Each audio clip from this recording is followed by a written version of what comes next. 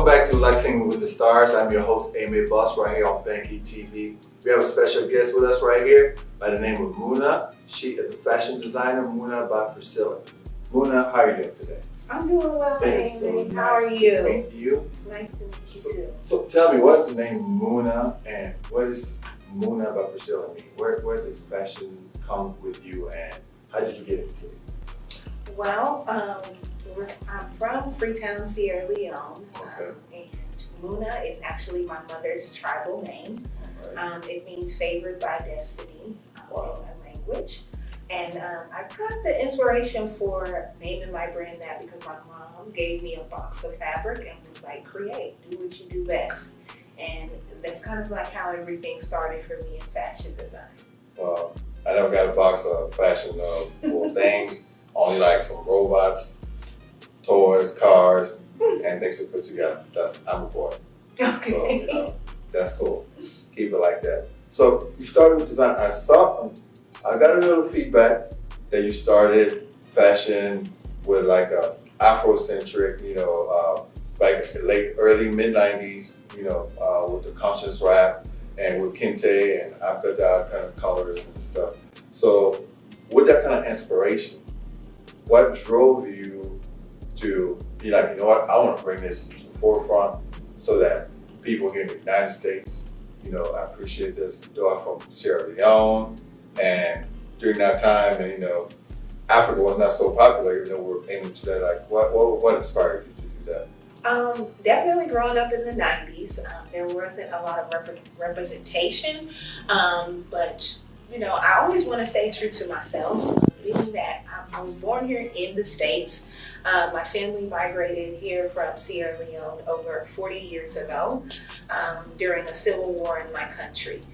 So I was born here, but even though I was born here, I was heavily, my culture was in my household. So even though I would go out into the world and be influenced by those things, I always come back to my roots. So I would say it's definitely, I wanted to stay true to myself, right. But also be inspired and be encouraged by the things around me as well, growing up here in America. Well, it is something good for you because that consistency has you show up at the New York Fashion Week and at Freeman Award, which I had the opportunity to wear one of her designs and I was killing. Yes, he was. You can holler at me, I'll be your model. Bam, bam, bam, I can do it. Yes, so. You were an impeccable hanger. You looked really nice at Freeman, I have to say. It went straight from the Freeman fashion show to Aime the next day at the award show. So it was a big deal for me. But I would definitely say New York is definitely where I started. It was the first major runway production that I ever participated in that I didn't throw myself. But I would say that New York has always been like a safe haven for me and a home, and they definitely embraced me. I ship a lot of orders to Jamaica, Queens, Manhattan. Right now, they really, New York likes to be dripped in on shout out to New York. But Freeman, I would definitely say that working with Freeman was affirming. It was definitely affirming because those are my people. So to be accepted and embraced, because what I do traditional African print, I definitely push the style boundaries and go against the grain. And I'm heavily influenced by both. So I love meshing the two. So to be accepted by them was definitely affirming for me. Well, New York is one of the biggest fashion capitals in the world, along with Paris, London. And so now we see Afrobeat, Amapiano, Africa in the forefront. I mean, we're just coming in blazing. Mm-hmm. So what you're doing, and also along with some of these, should I say, designers, were inspired to make African design patterns and so forth. So now that it's being accepted, what was the challenge from there till now that you've seen that it's being impactful, and what kind of ripples it's doing for you right now? I would definitely say that being that Afrobeats and Amapiano now is at the forefront, I'm definitely being embraced in a new way. Mm-hmm. I would say I've had venues ask me to come because I do not only do African print, I do, you know, everything formal. So Right. I would have venues approach me and ask me, can you just not do the African print? And of course I wouldn't want to go. Right. But I would definitely say now it's being embraced, I'm being sought after for those exact reasons that I was being turned away in the past for. They need an African designer to come close the show, or they need someone who, you know, does a fusion of African and American to come to maybe a drip fest. Okay. So being that Afro beats and Amapiano is now more mainstream, it's definitely helped, you know, push the fashion design boundaries for people in my position that do African print. Well, I love it because, you know, I'm from Africa myself. I don't think many people know that. They always think I'm American, you know, but hey, you know, I guess it's the swag or something. Okay. But, you know, but yes, I mean, I love to see it, and I have some idea of what I would like to wear.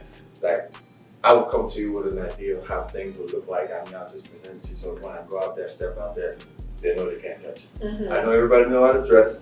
It's cool, it's beautiful, and we can have a competition. I'm from a country where there's sapologists. Okay. It's a big thing. But so you were in New York. But I don't know if anything like that in Africa, but for you, if there was something like that in Sierra Leone, like a New York Fashion Week or Paris Fashion Week or Cannes Festival, so what would it mean for you and other designers and also just the continent? Yeah. And, you know, Definitely. I would definitely say there is a Sierra Leone Fashion Week. It's there huge. is? There is actually a Sierra Leone I didn't Fashion know Week. that. They bring designers from America, Ghana, Ghanaian designers, Nigerian designers from all over. So there is a Sierra Leone Fashion Week.